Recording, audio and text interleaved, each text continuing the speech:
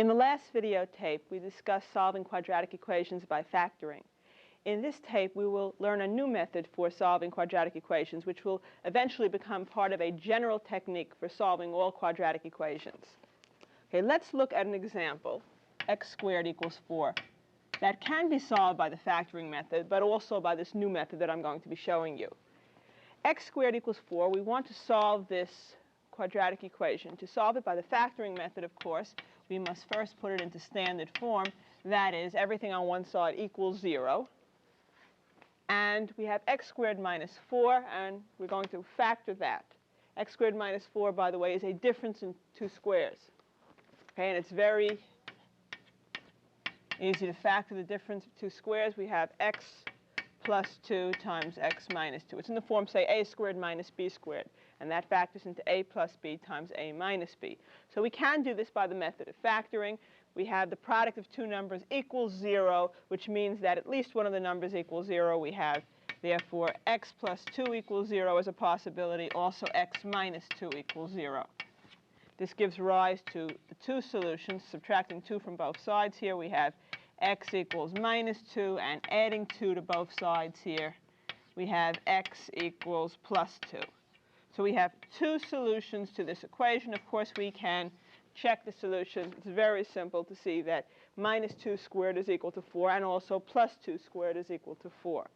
Two solutions to this equation. This one, of course, you might have been able to do in your head. You're looking for a number which, when squared, is equal to 4. Okay, and of course, there are two possibilities. Either plus 2 or minus 2, when squared, gives you 4.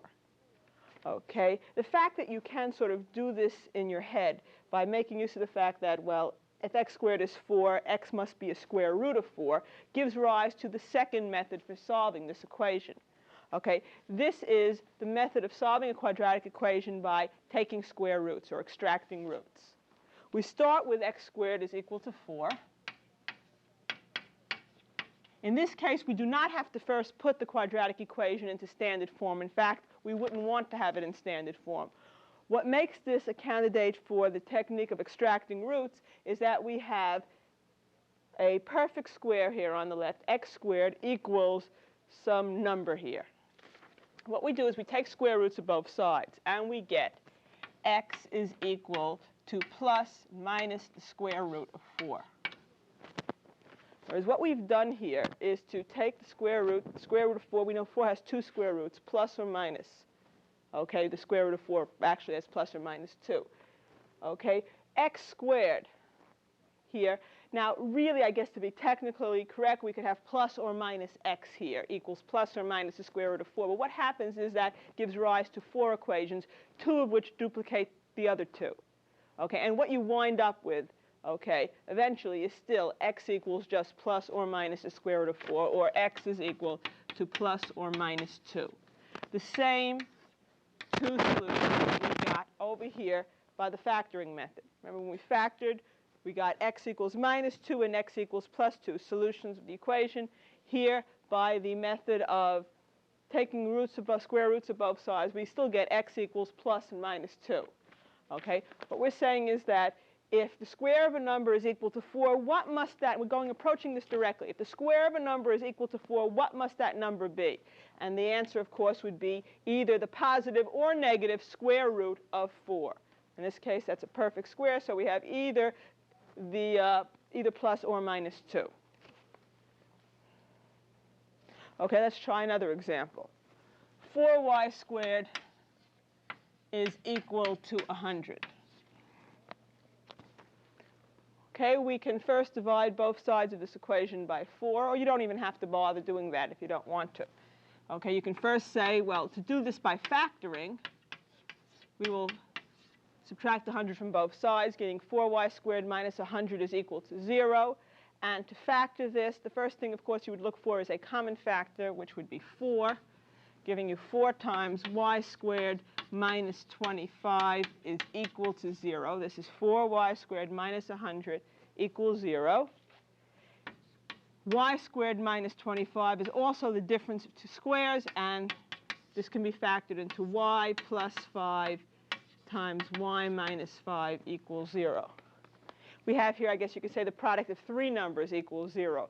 Still, at least one of the numbers must be equal to 0. Now, we know 4 is not going to be equal to 0, so at least one of these two numbers equals to 0.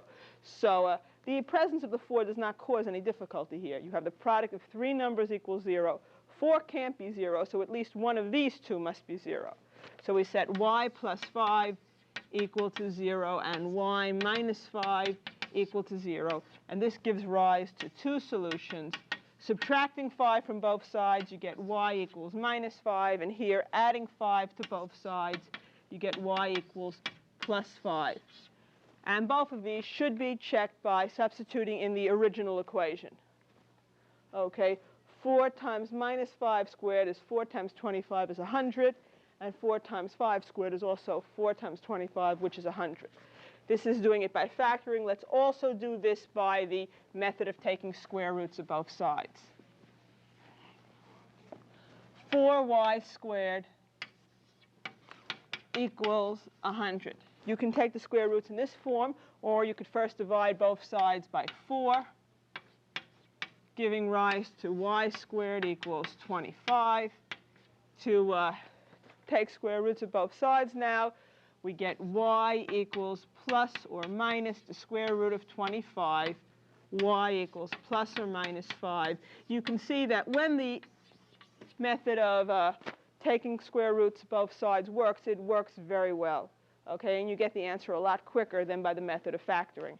Now, this doesn't always work, but when this technique works, it's very nice.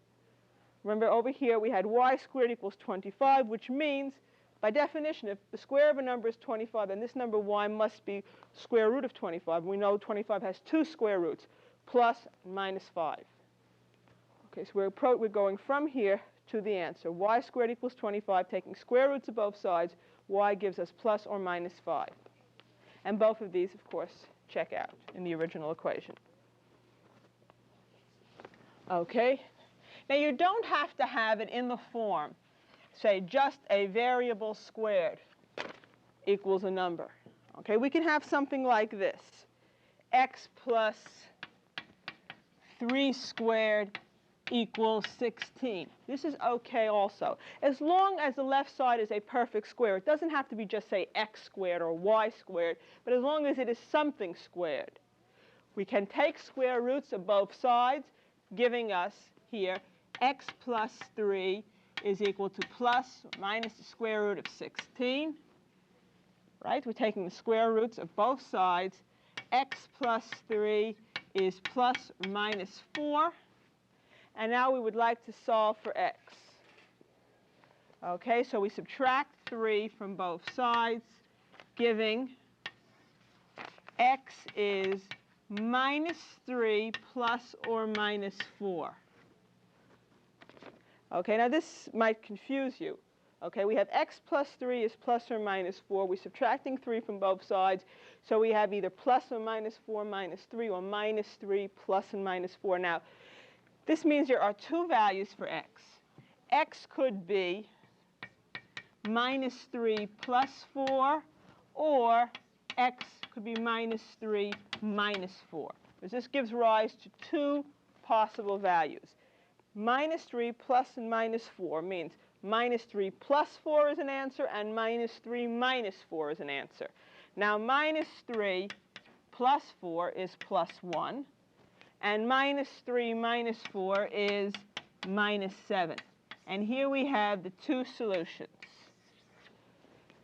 Okay, now while this might have been a little bit more work than we had in the other example, it is still easier than the alternative, which doesn't always work. The alternative would be to expand x plus 3 squared, multiply it out, get everything over to one side, get a quadratic equation in standard form, and try to do it by factoring. And I'm going to do it in this example by factoring as well, just so that you are convinced that this technique works. Of course, you can check your answers by substituting back in the original equation. If x equals 1, 1 plus 3, that's 4 squared, does give you 16. If x is minus 7 plus 3, that's minus 4 squared, also gives you 16. Okay, I also want to show you this by the technique of factoring. Okay, so we had x plus 3 squared equals 16. This is really x plus 3 times x plus 3 equals 16. Using the FOIL method here, we get x squared plus 3x, that's plus 6x, plus 9 equals 16. Okay, when you have something being squared like this, the outer and the inner, of course, come out to be the same. Some people just take it and double it. You have x squared plus 6x plus 9 is equal to 16. To put this in standard form, we subtract 16 from both sides, giving us x squared plus 6x minus 7 equals 0. Okay, and we happen to have here a trinomial which does factor. Now, this doesn't always come out that way, but in this case, it does factor. We want two numbers which multiply to minus 7 and add to plus 6, and the answers are plus 7 and minus 1. They multiply to the minus 7 and they add to the plus 6. So when you check by FOIL, you get minus x plus 7x. That's plus 6x minus 7. Okay, now, if the product of two numbers is equal to 0, then at least one of the numbers is equal to 0. So we get x plus 7 equals 0 and x minus 1 equals 0. This subtracting 7 from both sides gives us x equals minus 7. And here, adding 1 to both sides gives us x equals plus 1, which are the same two answers that we got the last time we did it. Minus 7 and plus 1.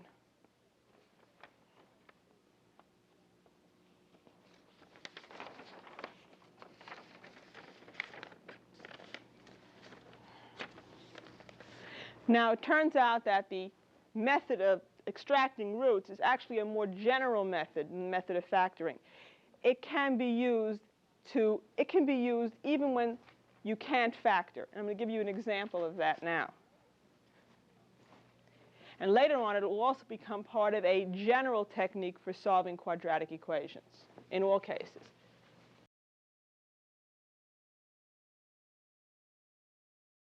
Okay, let's look at the example x plus 5 squared equals 7.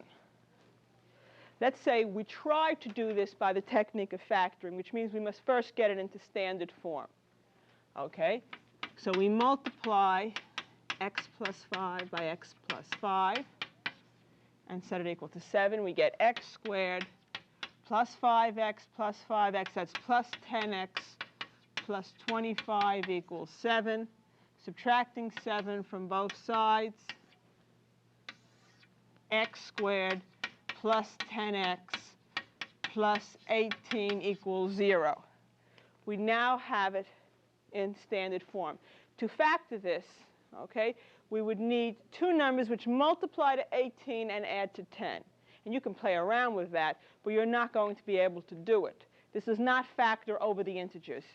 Okay, you're not going to be able to do it our traditional way. In other words, make this a product equal to 0. Okay, where we're restricted to only integers in the factors here.